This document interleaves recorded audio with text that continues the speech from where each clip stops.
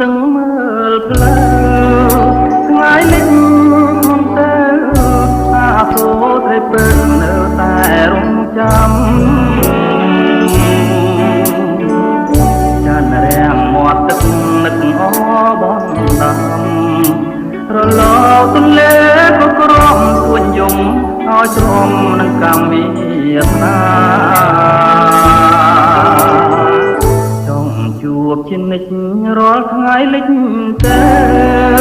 ចង់ជួបណាស់ទៅលងលងអីលើនៅតែប្រាថ្នាខំថ្មិញទាំងទ្រូ